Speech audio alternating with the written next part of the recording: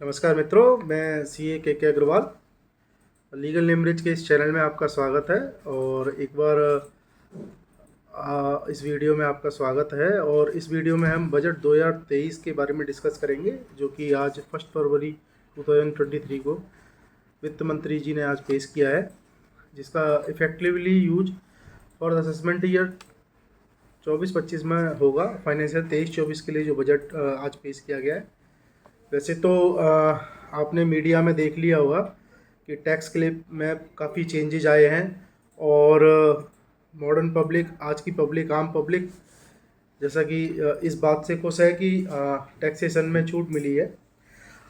अब वो आपको एक्सपर्ट ही बता सकते हैं कितना आपको बेनिफिट होगा, कितना नहीं बेनिफिट होगा, क्योंकि गवर्नमेंट अपनी तरह से अपना रोल प्ले करती है। और वैसे भी अगले साल चुनाव हैं, तो उससे पहले ये पूर्णकालिक बजट था मोदी गवर्नमेंट का, तो उन्होंने स्मार्टली प्ले तो किया है।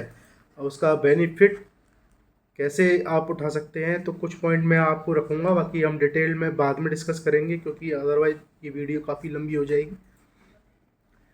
तो ज़्यादा समय बर्बाद न करते हुए मैं आप को बताना चाहता हूँ कि जो इनकम टैक्स स्लैब में हम पिछले सालों में हम दो टैक्स के स्लैब रेट देख रहे थे। एक ओल्ड टैक्स रिजीम, एक new tax regime. Old tax regime में हम जितने भी इन्वेस्टमेंट स्कीम्स थे, लाइक LIC और ATC की डिडक्शंस, ATD की डिडक्शन, मेडिक्लेम क्लेम बेनिफिट्स वगैरह, HRA के क्लेम को लेने के बाद जो इनकम बचती थी उस पर टैक्स पे करते थे। फिर भी मतलब वह डिडक्शन प्लस 5 लाख की इनकम पे जो हमें बेनिफिट मिलता था, वहाँ तक हमें कोई टैक्स नहीं देना पड़ता था। लेकिन न्यू टैक्स रिजीम में ऐसी कोई इन्वेस्टमेंट स्कीम पे TC वगैरह की डिडक्शंस नहीं थी, जिसकी वजह से न्यू टैक्स स्कीम में लोगों ने कम पिछले सालों में ऑप्ट किया। तो गवर्नमेंट ने बस यहीं पर एक स्मार्ट प्ले किया है। गवर्नमेंट ने न्यू टैक्स रिजीम को प्रमोट करने के लिए इस बजट में टैक्स की छूट तो बढ़ाई है, लेकिन उसका बेसिक जो मोटो था कि आम सैलरी पर्सन और प्रोफेशनल और अदर गाय जो इनकम टैक्स स्लैब का फ़ायदा उठाएं, वो न्यू टैक्स को ऑप्ट करें और उनके हैंड्स में मनी सेविंग हो, ना कि वो इसकी सेविंग स्कीम्स में पैसा इन्वेस्ट करें। उसके बजाय वह उसको मार्केट में एक्सपेंस करें, जिससे कि हमारी इकोनॉमी में बूस्ट आए। जो 5 ट्रिलियन और 6 ट्रिलियन इकोनॉमी की बात करते हैं, उसको बैकग्राउंड में रखते हुए इन टैक्स स्लैबों में चेंज किया गया। तो अब 7 लाख तक की इनकम में कोई टैक्स नहीं देना है, मोदी गवर्नमेंट ने ये अनाउंस किया है। लेकिन उसमें एक क्रक्स ये है कि उसके लिए आपको न्यू टैक्स रिजिम में टैक्स पे करना होगा और ओल्ड टैक्स रिजिम को छोड़ना होगा।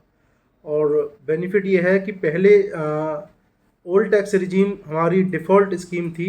अगर हमें न्यू टैक्स रिजीम में जाना है तो उसको ऑप्शन से चूज करना पड़ता था, लेकिन अब default scheme new tax scheme हो जाएगी। और अगर हमें ओल्ड टैक्स स्कीम में जाना है तो वह हमें चूज करनी होगी। तो अब इसमें क्रक्स ये है कि जिन्होंने इन्वेस्टमेंट की हुई है, होम लोन और अदर LIC, ट्यूशन फीस वगैरह की इन्वेस्टमेंट हैं, अगर वह भी 1.5 लाख तक की हमें छूट मिलती थी, प्लस मेडिकल बेनिफिट की हमें छूट मिलती थी। तो लमसम नॉर्मल अगर हम कैलकुलेशन करें तो वह भी परव्यू में 7 लाख के आसपास तक की इनकम पे नॉर्मली सब लोग टैक्स बचा लेते थे। वही गवर्नमेंट ने अब न्यू टैक्स रिजीम में 7 लाख की डायरेक्ट छूट दे दी है, अगर आपकी इन्वेस्टमेंट है या नहीं है, क्योंकि इन्वेस्टमेंट की उसमें छूट मिलती नहीं है। तो 7 लाख तक आपको वैसे भी छूट मिलेगी। एक यही क्रक्स है। हाँ, बाकी स्लैब रेट में चेंज है। 15 लाख से ऊपर आपको अब 30% का टैक्स देना है। बाकी ये मेरे पास बजट का मेमो है, जिसमें से मैं आपको देख के बता रहा हूँ। 15 लाख से ऊपर 30% का टैक्स रेट देना है।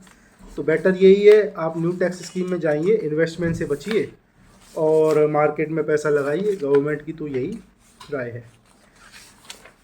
दूसरा बाकी इसके डिटेल क्या टैक्स के लिए वगैरह, उसके लिए मैं एक अलग वीडियो बनाऊंगा। उसमें हम डिटेल में डिस्कस करेंगे कि कितनी आपको किस इनकम लेवल पे कितनी छूट मिलेगी, किस इनकम लेवल पे कितनी छूट मिलेगी।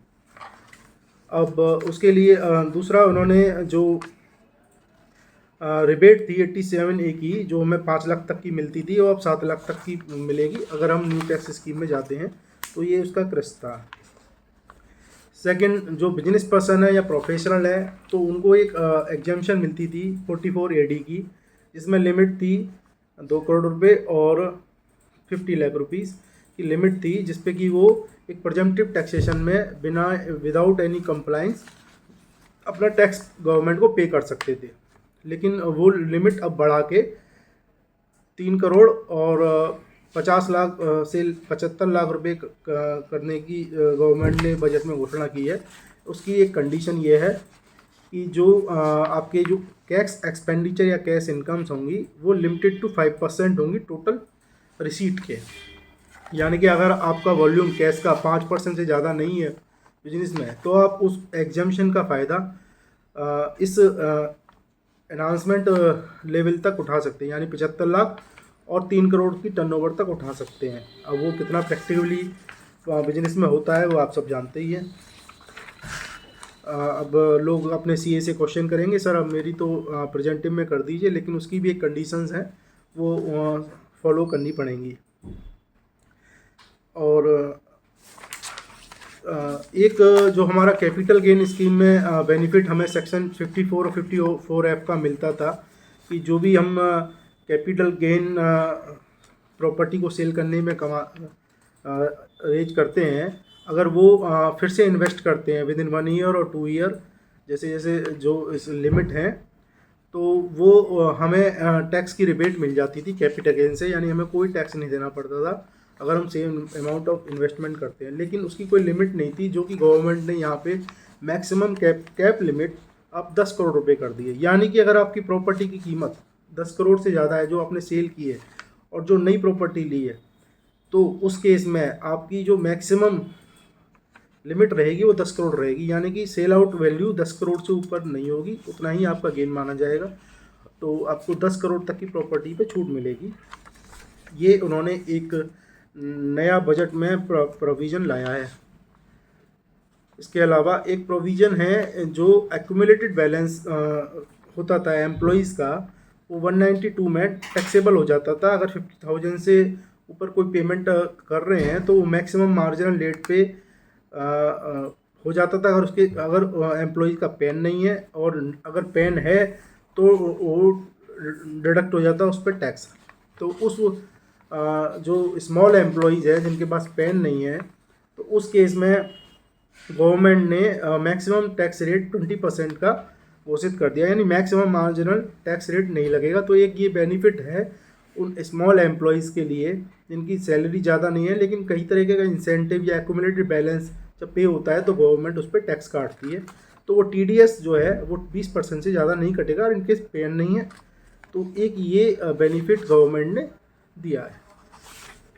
सेकंड, ये इंडिया है, इंडिया में लोग जितनी भी एग्जाम्पशन है उसका फ़ायदा उठाते हैं। तो गवर्नमेंट ने एक एग्जाम्पशन बोरोड कैपिटल का, होम लोन पे जो हम इंटरेस्ट पे करते हैं उसका एक बेनिफिट दिया था। तो लोगों ने यहाँ भी एक प्लानिंग की थी, और तो कैपिटल गेन पे जो टैक्स लगता था, और जो बोरोड कैपिटल फंड था, यानी कि हाउस प्रॉपर्टी में से जो हमें एग्जाम्पशन मिलती थी, तो लोग वहाँ पे प्लानिंग करते थे। उस प्लानिंग को इस बजट में उन्होंने क्वैश कर दिया है। वो प्लानिंग नहीं हो पाएगी, वो कैसे, मैं समझाता हूँ। जो होम लोन के अंदर 24 में 2 लाख तक की इंटरेस्ट पे छूट मिलती थी, तो लोग वहाँ पे भी छूट ले लेते थे। अगर वो सेम प्रॉपर्टी को सेल करते थे तो कॉस्ट ऑफ एक्विजिशन और कॉस्ट ऑफ इम्प्रूवमेंट में जो बोरोड कैपिटल पे इंटरेस्ट दिया है उसको भी कॉस्ट का पार्ट बना लेते थे। तो हाउस प्रॉपर्टी में अलग छूट ले लेते थे और इधर अलग छूट ले लेते थे। 2 तरह की छूटों को गवर्नमेंट ने ख़त्म कर दिया। अब उन्होंने कैपिटल गेन के प्रोविज़न चेंज कर दिए हैं। तो जहाँ कॉस्ट ऑफ एक्विजिशन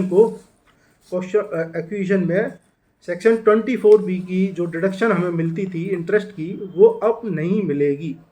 ये एक प्रोविज़न गवर्नमेंट ने लाया है। तो मेजर प्रोविज़न ये थे जो कि एक आम आदमी को प्रभावित करते, सिर्फ मैंने वही रखे हैं। बाकी तो आपको पैन को एक आईडी प्रूफ माना जाएगा, आइडेंटिटी प्रूफ माना जाएगा। और पैन के आधार लिंक की स्कीम को सही किया जाएगा, नए नए सेंटर खोले जाएंगे। इस टाइप के गवर्नमेंट ने कई घोषणा की हैं। तो वो शायद आपको कितना इफ़ेक्ट करती हैं, तो मैंने वो मेन प्रोविज़न आपके सामने रखे हैं जो कि सीधे सीधे आपको इफ़ेक्ट करेंगे। तो इसी के साथ हमारे चैनल से जुड़े रहिए। Thank you very much.